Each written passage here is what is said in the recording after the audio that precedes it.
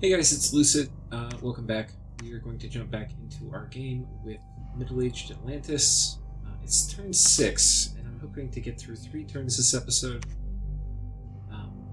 So we have had a staggeringly poor initial expansion.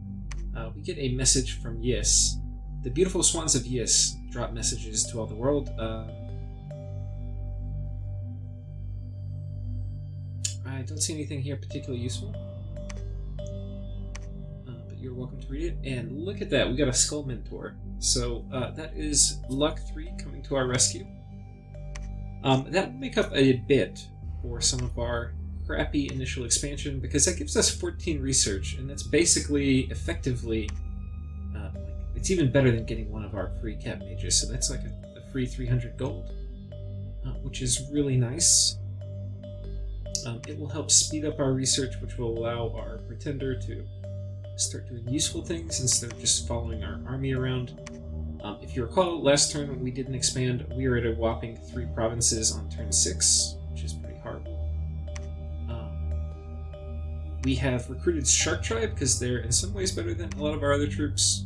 Here is the plan. We are putting our pretender in front, Mr. Hands, the Shamblers on the left flank, and hopefully these guys will run in.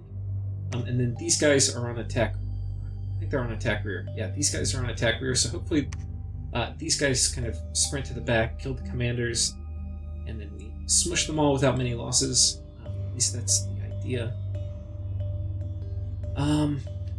Yeah, I think that's about it. Where's our scout, by the way? We had a scout here somewhere. Oh, he's right here. So we're going to hide here and wait. It's very likely that Pelagia will move here, and then we'll get to see his bless and his troops and all of that good stuff. So that is the plan anyway. Let me see if there's anything else. I don't know if I've really talked research priorities. We're really just going up Alteration 3 to Iron Skin. Alteration 4 will kind of be more important, but we may do other stuff before we hit it. Iron Skin should allow our pretender to kill Indies alone, but Alt 4 will give us Temper Flesh and Body Ethereal, which will allow us to kill player armies, so that will be... I don't think there's much risk that I'll have a fight with Pelagia before I get Alt 4, with a small little crew researching, especially now that I have that Skull Mentor. So that's basically it. We're just expanding one time. The other thing is we will have our Coral Queen next turn, and then we will have a bunch of Shamblers, most of which, okay, a lot of which are War Shamblers, but some are the Shambler Guard, which are not quite as good. And that's basically it for this turn. We're going to go ahead and go to turn 7. And turn 8 is my current turn, so if there's anything I think of as I talk through this with you for turn 8, we can change it. So there's a battle here with Pelagia, and indeed they are attacking this Triton province. And Tritons are pretty crappy.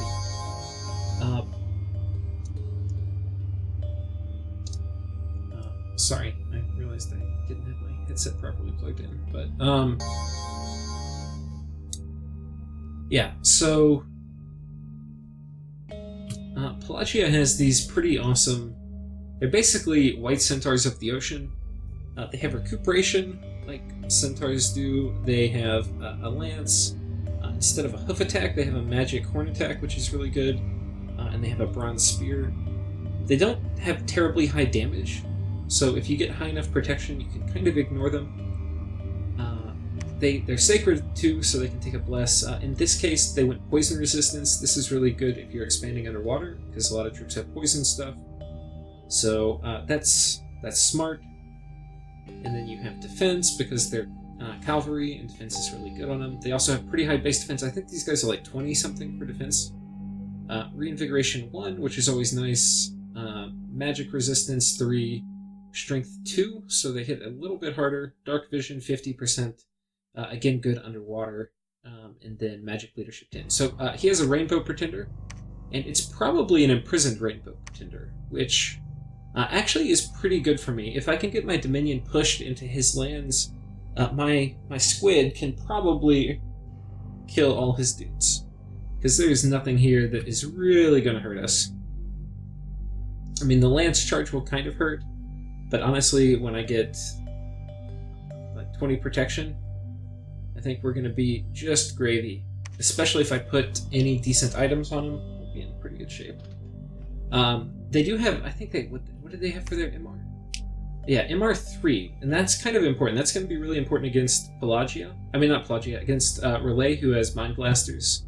It will also be somewhat important against my Pretender, because he will both be putting up later Astral Shield, and then also we'll have potentially a Vine Shield on him. So, this is a little too high for Vine Shield to be terribly effective. But I still can do things like Eye Shields, which versus high MR people is going to be a little bit better, since, you know, once it works once on them, then they'll be a little blind. So, and their attack isn't great, so once they start losing eyes, they will definitely not really be able to hit.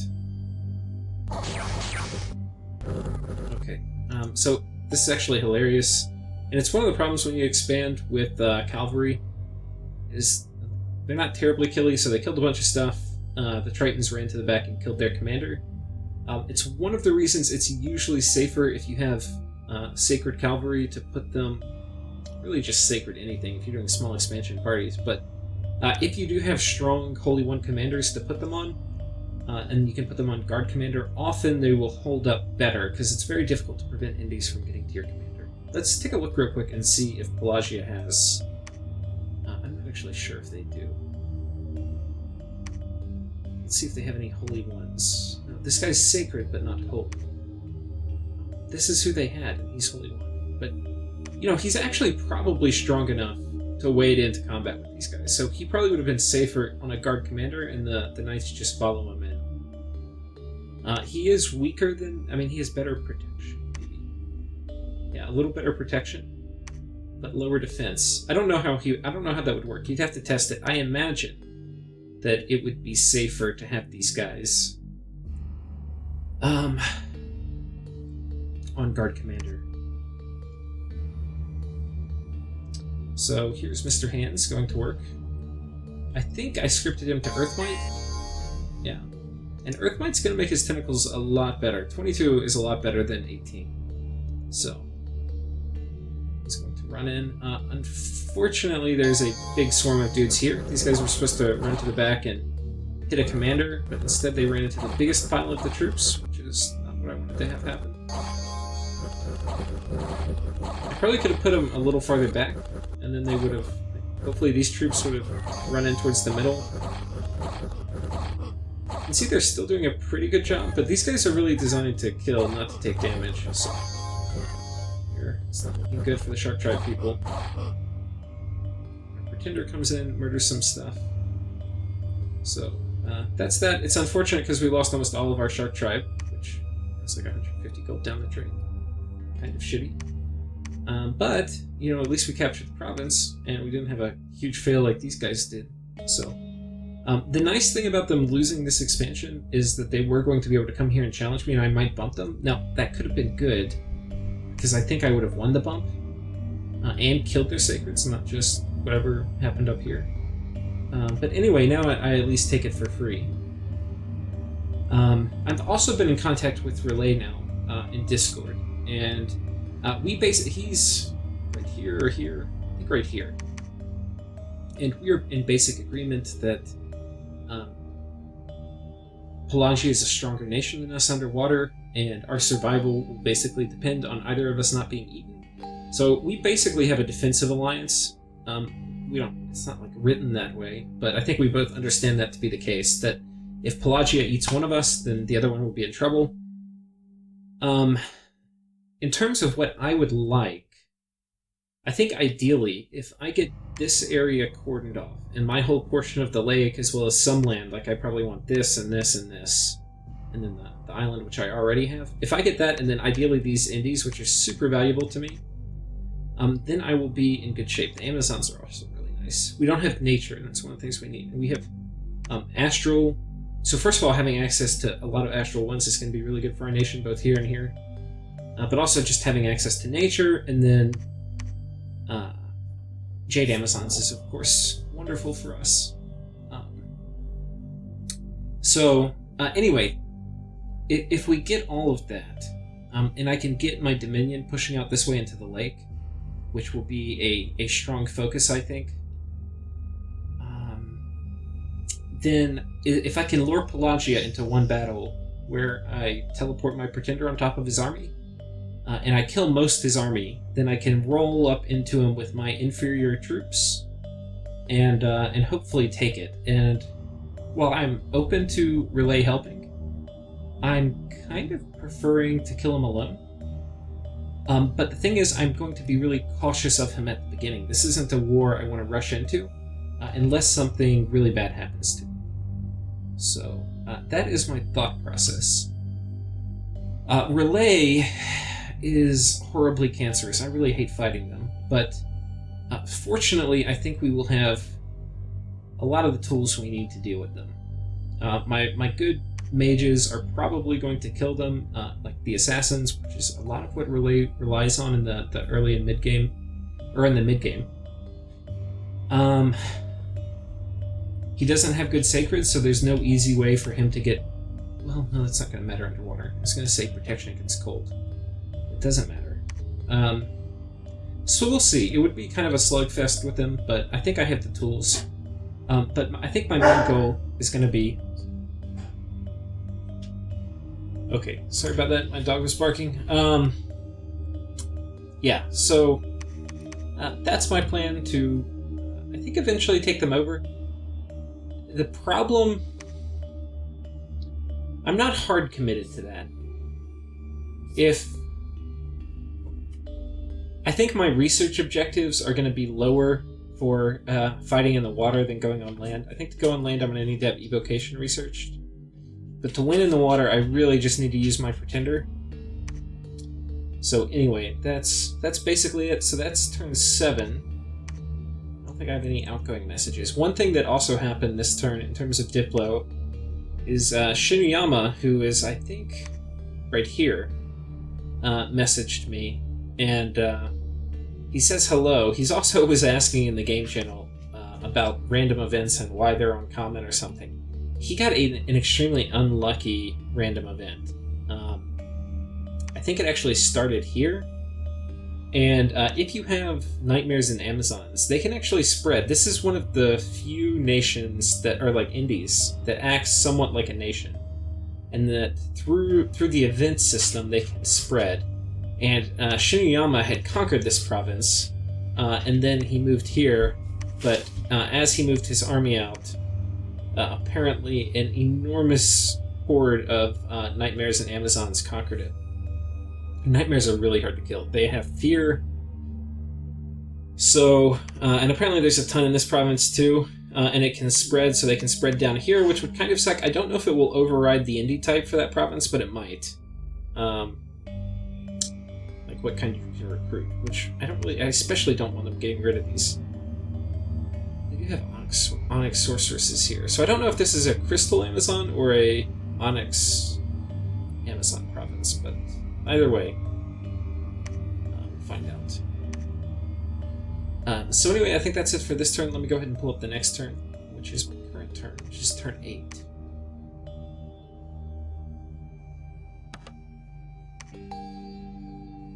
So turn 8, a message from Relay.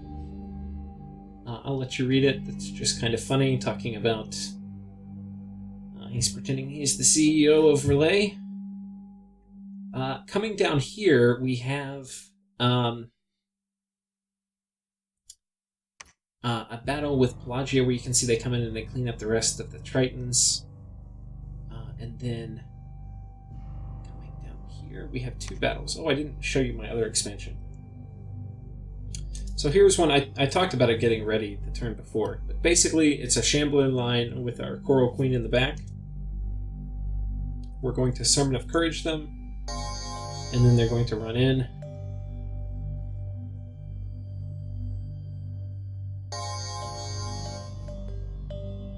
She's, I think, going to do Divine Blessing and then run forward and cast spells. Now, I probably should have scripted Word of Power, because I She cast Holy Avenger, which is kind of useless. I was thinking she would do straight Word of Power, but anyway.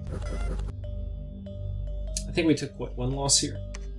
Yeah, so that's unfortunate. Probably could have avoided that, maybe, if we did Word of Power. Shark Tribe guy running in. Probably should have put him on Guard Commander, and then my Octopus.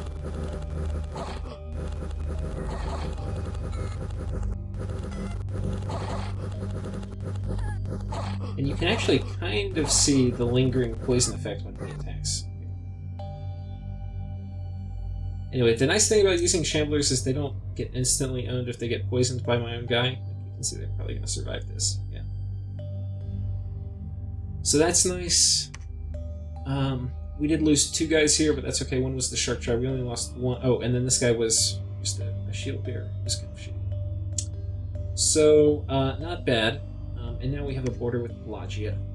We're going to do our first major round of Diplo this turn, and I'm going to go through that. First, I didn't talk about this last turn. Last turn, as you notice, my Prophet wasn't in this battle. And that is because I left him behind to start building a fort.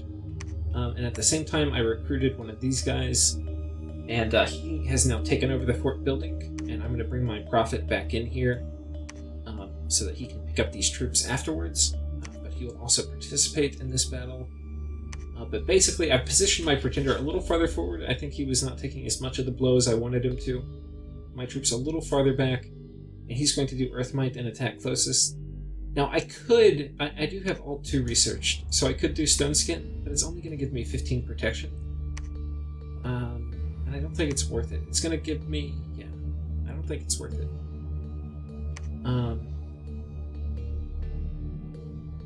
Not for the fatigue hit I get. I think I'm just going to do Earthmight and run in. I have recuperation too, so if I get hit a little bit, that's fine. I'm trying to think if there's anything else. You know, actually, this is easy enough. I probably can position these guys a little farther back. And that will make it a little less likely my guys get hit and die.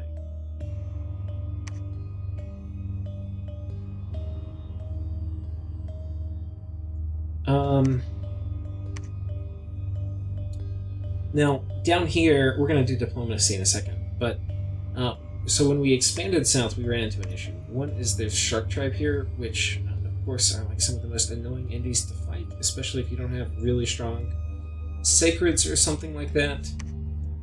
My guys have a fair amount of protection, so we won't get destroyed by them quite as horribly with their stats. They don't hit for that much, so protection is super important versus them. But honestly, I could test it. Maybe I should. But there's 2 things. One is I don't know how many are here. There could be 30, or there could be 45. If there's 45 or 50 of them, I'm in big trouble. So, what I think I would rather do is attack Pythium, because I do want this province. And yeah, we're just going to take it. It's on a peninsula. The only way he can get to it is through a swamp.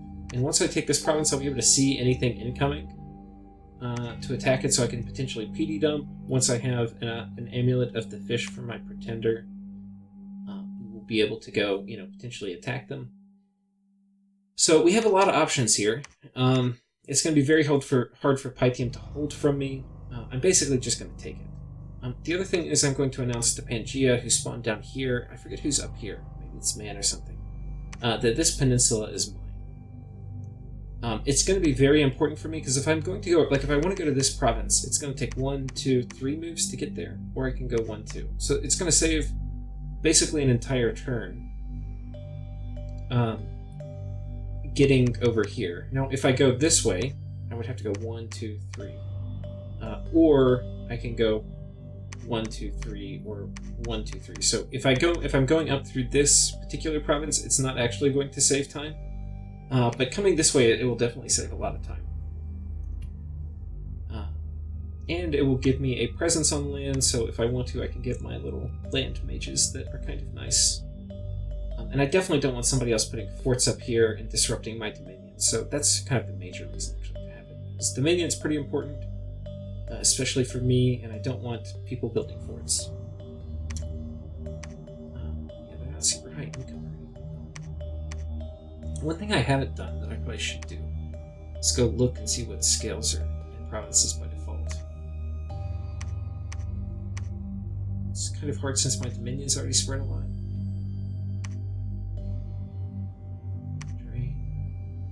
Just trying to look for a scale that is not part of my Dominion. Because it's really hard to assess if it's a scale that isn't your Dominion. It is. Okay, yeah, so. Yeah, so we're attacking here, and now we'll go through Diplo. So my message to... We'll do Pythium first, since I'm attacking it. We hate to give you greetings as we take the peninsula near our capital, but we will not allow other nations to own the land peninsulas adjacent to our capital, and we'll be willing to fight to keep it that way. After the salt from this wound no longer stings, if you want peace, let us know, and we will send you 4 months of income from the contested province. And then what news do you have of your neighbors? So, basically what I've told him is, this isn't a negotiation. Like, you're gonna have to fight really hard to keep this province. But if you're willing to let it go, then I'll give you 4 months of income, which is basically going to be 100 gold for it, which isn't a lot, but it's something. A message to Pelagia. Greetings, fellow ocean dwellers. Our scouts have noticed a comet that has landed in the north of this lake, and strange aliens seem to have established themselves. They seem to have used some Atlanteans as slaves, and this cannot be tolerated. Do you have any aims on dealing with them? If not, we need to think of ways to rid the sea of this foul alien scourge, Mr. Haynes. So the best thing for me would be that Pelagia attacks Relay. And I would probably even be willing to sign a short-term nap with Pelagia so that he does it, but I will probably backstab Pelagia. Like, as soon as he gets invested into a war and starts a doomstack marching, we will probably have an army of our own. And that will probably be okay, because as you can see, we're expanding extremely slowly in our portion of the lake. So that's probably what we're going to try to set up here. But if not, that's fine. So that was the message to Pelagia to relay. I say, happy that your R&D project went according to plan. This was just based off of the message he sent out. On this side of the lake, we now have borders with Pelagia, and we'll start building up forces for a war. We won't be ready for a few turns to go on the offensive, but if you're willing, I was thinking we attack on the same turn, maybe 6 turns from now. You'll have some time to consider before ending your nap, because currently Relay has a nap with Pelagia. So, best case for me is Pelagia attacks Relay, and if that happens, then yeah, we'll be in pretty good shape. If it doesn't happen, which I don't think it will because he does have a nap, then Relay can end his nap at the same, or basically, and then I'll commit to attack him at the same time. And I will follow up on that. So if I won't leave Relay hanging. If Relay does attack him, I will attack him on the same turn. If I can move things in position, but I'll let him know. And then finally a message to Pangea. We have noticed some of your forest creatures on our borders, and we wanted to let you know that we will need both of the peninsula provinces for future underwater wars, since they're very important for troop logistics. Wanted to let you know of our intention before you spend undue energy conquering those rather challenging provinces. With regards, Mr. Hands. A message to Phaecia. So these last 3 messages are going to be covering an extremely important thing for me, which is I need to forge an amulet of the fish. I don't have to forge an amulet of the fish. You need construction for, and you need water and air researched, and I don't have any of those paths. So you can see, we get water in these cross paths, and we get water. Basically, it's the same. We get none of the cross paths we're gonna need for that magic to happen. So what that means, and we desperately need an amulet of the fish for our pretender. So what that means is we have to find a nation who can make it, and I basically went through here and looked at least, I think, okay, Yis can do it too. I should message Yis. Maybe I am doing probably should write a message to Yis also. But we'll read these first, and then I'll kind of craft that. So first to Fascia. Fascia can craft them. Given that we aren't neighbors, we make logical trading partners. If you have any gems you would like to trade or items that you can't forge, let me know. Right now my gem income is limited mostly to water and astral, but I'll have more types soon. If you start researching construction, please let us know, since we have an item or two that we would pay handsomely for. That's the amulet of the fish. As for intel, Pangea seems to be expanding pretty well with White Centaur, and Pythium seems to have gone scales and is expanding rather quickly too. Shu Yama got attacked by Onyx Sorceresses and Nightmares super early, so he's pretty screwed. Do you have any intel to share? So this is just a probing inquiry. And then I have a message here for Man. Given that we aren't neighbors, we make logical trading partners. If you have basically it's the same thing. And I shared the same intel. Man also has water-air access, so it's a bit harder. And then a message to Miklan, basically saying the same thing. I should. Yeah. So now I'm going to pause. I'm going to type the same thing basically to Yis. Okay, and this is the message to Yis. We're stuck neighboring the fearsome Pelagia. We're having a somewhat middling expansion. How about yourselves? Since we aren't immediate neighbors, perhaps we would make good trading partners. We have a lot of water and some astral in nature. If you have any gems you want to trade. We're also looking for a nation that can forge some items for us to make a small profit, so please let us know if you're going for construction. Any news of your neighbors, Mr. Hands? So that is going to be the final message for this turn. And yeah, that's basically it. So we've got 2 expansions going out. We're going here. We're making another one of our Deep Seers. And having a few of these is going to be nice in our capital just to prevent bad events, because they do have Fortune Teller 15, which is quite nice. And yeah, we're cranking out more War Shamblers. We already have 5. We're getting, 6 more a turn now? I'm not totally sure. I will probably have one of these guys go and meet this expansion party up in this direction after this turn. But you never know. Pelagia could do a PD dump and it could go horribly. So anyways, thank you guys for watching, and I will see you next time.